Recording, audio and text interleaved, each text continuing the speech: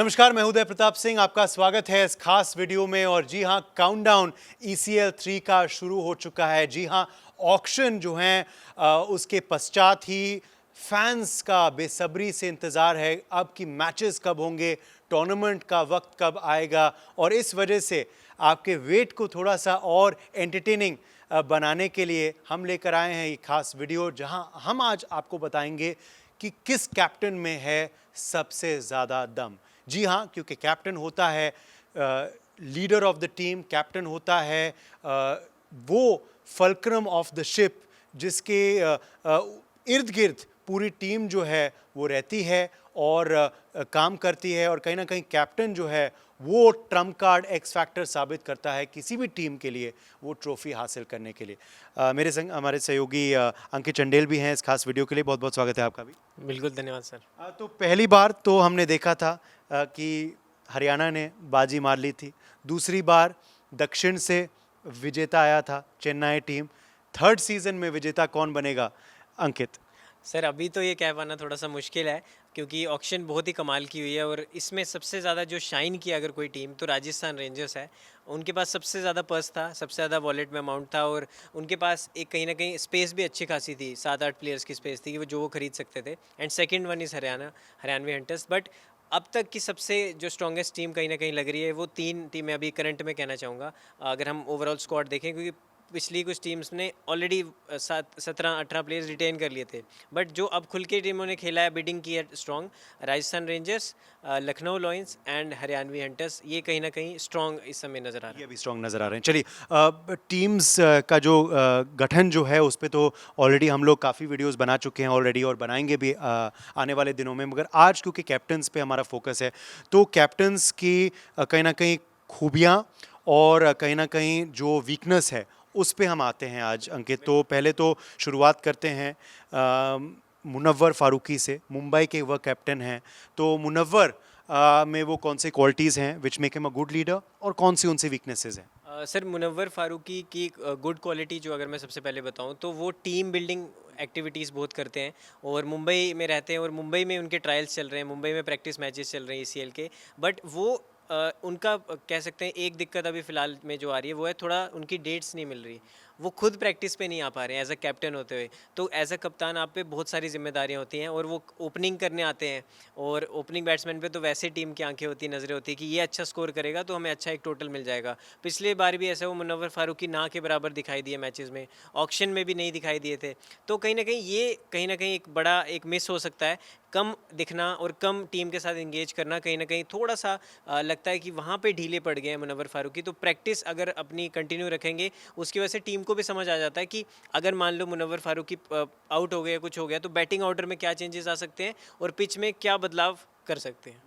तो first copy तो उनकी अव्वल आ ही रही है, मगर क्या वो फर्स्ट आ पाएंगे ECL 3 में ये समय ही बताएगा। चलिए अब बात करते हैं हरियाणा टीम के बारे में। हरियाणा टीम के कप्तान है एल्विश यादव, धाकड़ कैप्टन है, डे 1 से वो लीड कर रहे हैं फ्रॉम द फ्रंट फुट।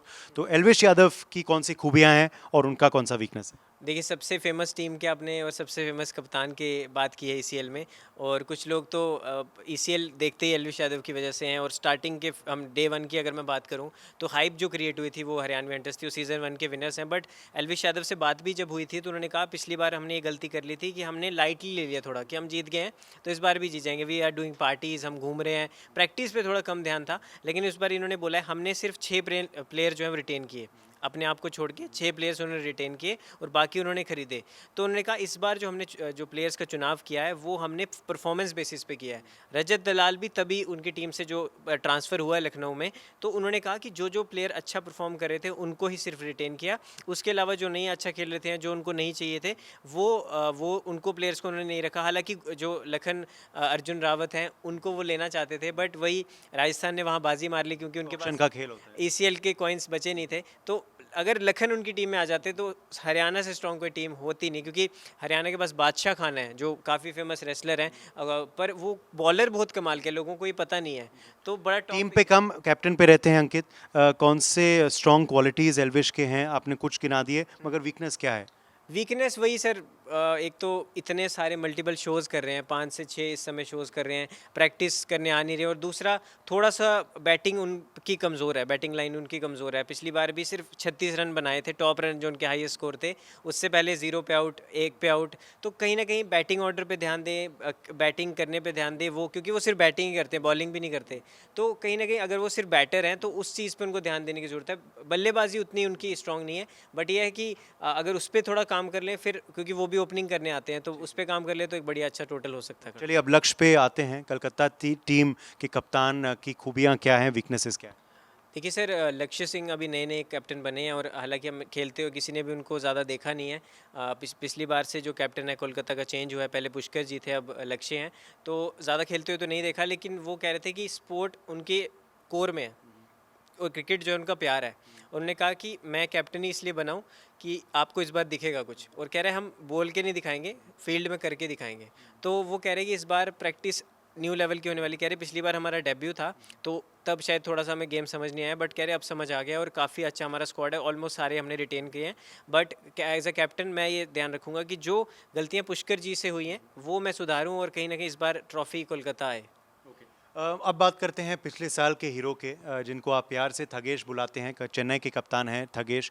तो कप्तान की क्वालिटीज़ उनमें क्या हैं, जिन्होंने ऑब्वियसली सेकंड सीजन में उनके लिए काम किए, और उनका कहीं ना कहीं वीकनेस क्या है?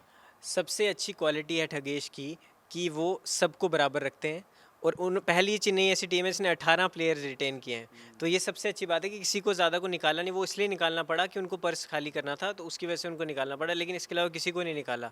वो धोनी चेन्नई के कप्तान आईपीएल में, बट फिर भी लोग इन्हें कहते हैं ईसीएल का धोनी। और दूसरी बात सबसे अच्छी है, ऑलराउंडर है। कैप्टन कूल भी हैं ये? हाँ यस, कैप्टन कूल है और ऑलराउंडर है।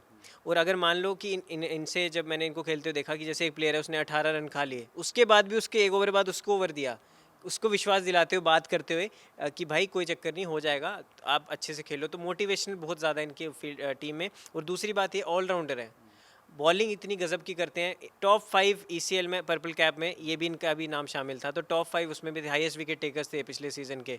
उससे पिछले सीज़न भी बहुत कमाल का खेला। बैंगलोर बैशर्स में थे पहले, फिर चेन्नई में आए, एक नया रोल मिला और रोल को निभाया, और आप रिजल्ट आपके सामने है, पिछली बार ट्रॉफी अपने नाम कर ली। बैंगलोर बैशर्स का आपने जिक्र किया, तो बात कर लेते हैं फिर अभिषेक मल्हान की। अभिषेक मल्हान में क्या क्या खूबियां हैं, उनके गुण क्या हैं, उनकी वीकनेसेस क्या हैं? सर अभिषेक मल्हान जो है वो थोड़ा सा ना फ्रैंक ज़्यादा हो जाता है टीम के साथ। तो वो हंसी मस्ती में और वो सारी चीज़ों में ना, मुझे लगता है प्रैक्टिस थोड़ा पीछे रह जाती है, भाईचारा जो थोड़ा थोड़ा आगे रह जाता है। और वहाँ भी सर बैटिंग लाइन, अभिषेक मल्हान भी उतनी अच्छी बैटिंग कर नहीं पाते, और वो भी एलविश की तरह कभी 1 पे आउट, कभी 0 पे आउट। एक बार उन्होंने 45 या 46 रन मारे थे जो कप्तानी पारी एक खेली थी, उस दिन सेमीफाइनल्स में पहुंच गई थी अब मल्हान की टीम, और वो एक कमाल का था। और डिफेंडिंग चैंपियंस हैं, बट वहाँ तक भी पहुँचना बड़ी बात थी, क्योंकि हरियाणा जैसी टीम आप सोचो पिछली बार नहीं पहुँच पाई। तो वहाँ तक लेके जाने में सबसे बड़ा श्रेय जाता है मल्हान को, क्योंकि अगर वो कप्तानी पारी उस दिन हाफ सेंचुरी के आसपास नहीं मारते तो सेमीफिनाले में पहुँचती ही नहीं बैंगलोर बैशर्स। तो इस बार देखते हैं काफ़ी बदलाव हुए हैं, और क्या कुछ इस बार देखते हैं होता है, क्योंकि स्क्वाड चेंज हुआ है। लेकिन अभिषेक मल्हान इस बार ज़्यादा फोकस्ड है, और इस बार अभी ज़्यादा कुछ खास वो कर भी नहीं रहे, उन अपडेट कुछ आ नहीं रहा, बट उनकी प्रैक्टिस में देख रहा सेशन चल रहे हैं, तो इस बार तैयारी है। तो थगेश नए रोल में आए थे पिछले साल और उन्होंने कमाल किया था अपनी टीम के लिए, चेन्नई ने ट्रॉफी हासिल की थी। तो इस बार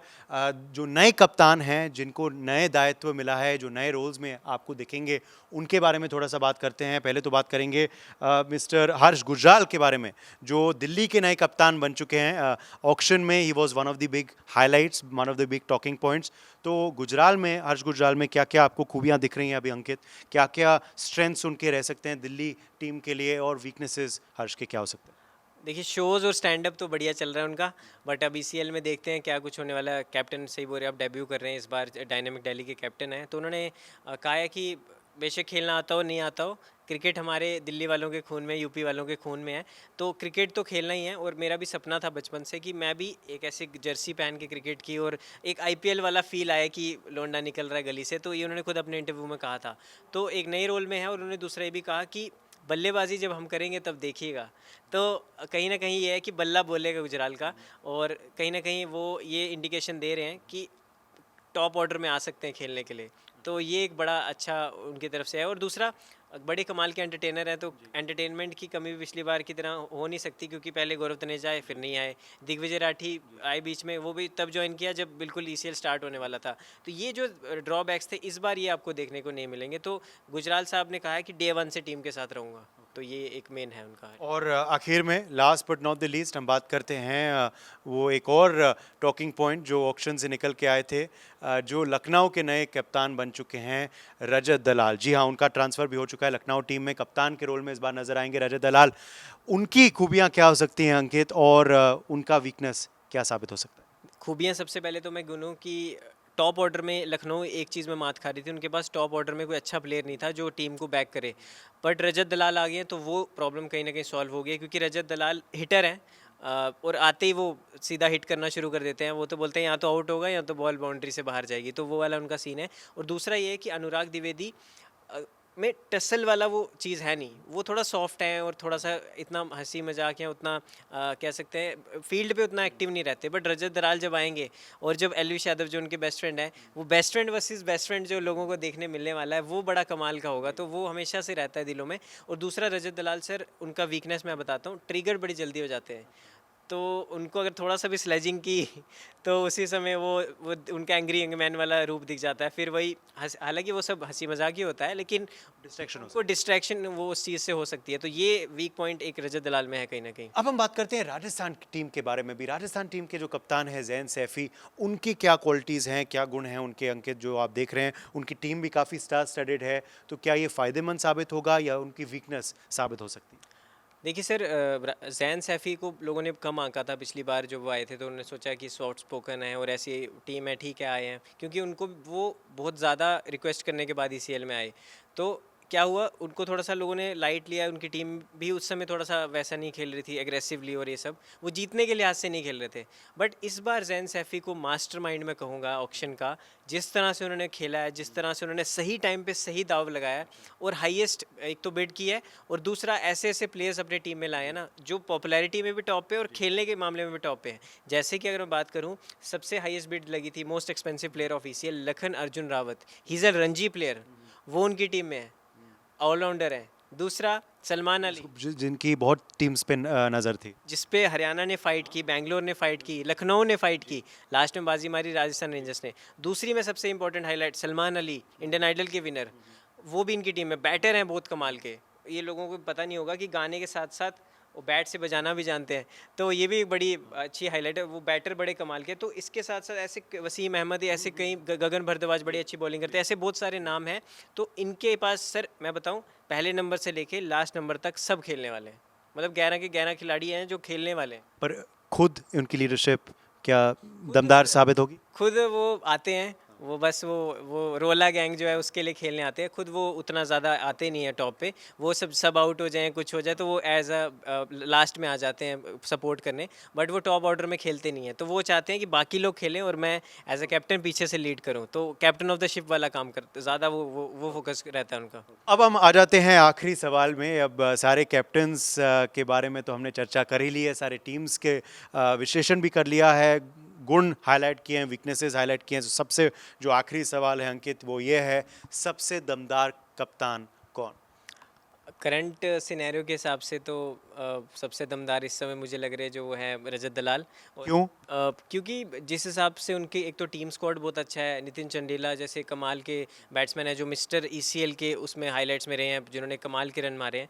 तो और जो मिस्टर ईसीएल है वो भी आकाश यादव उनकी टीम में है, जिसने सबसे ज़्यादा रन मारे हैं, ऑरेंज कैप होल्डर, वो भी उनकी टीम में है। अब तो टॉप ऑर्डर में भी रजत दलाल खुद आ गए हैं। अनुराग द्विवेदी बेशक कैप्टन नहीं है, लेकिन उनका दिमाग आपको पता है, फैंटेसी लीग एक्सपर्ट है। तो ये एक उनके पास कॉम्बिनेशन बन गया हर चीज़ का। तो अब जब ये सब मिल रहा है, इतनी सारी चीज़ें एक साथ, जब मल्टी टैलेंटेड एक टीम बन जाती है, तो जीतना तो कहीं ना कहीं मुझे लगता है लाजमी है। और कप्तान भी सबसे दमदार साबित हो सकते हैं? यस बिल्कुल, यस। तो ये था इनका विश्लेषण, ये था हमारा विश्लेषण आज इंडिया न्यूज़ पर। क्या आप इस विश्लेषण से सहमत हैं? क्या आप जिनको हमने दमदार कप्तान बुलाया है उससे सहमत हैं? क्या आप हमने जिनको फेवरेट टीम्स का खिताब दिया है उससे क्या आप सहमत हैं? Do agree, disagree? अगर येस तो भी लिखिए कमेंट सेक्शन में, अगर नो तो भी लिखिए कमेंट सेक्शन में। अपने फेवरेट्स के बारे में बताएं, अपने फेवरेट कप्तान्स के बारे में हमें बताएं, और हम ये खास कवरेज आपके लिए लेकर आते रहेंगे लगातार as we build up to ECL 3 2025।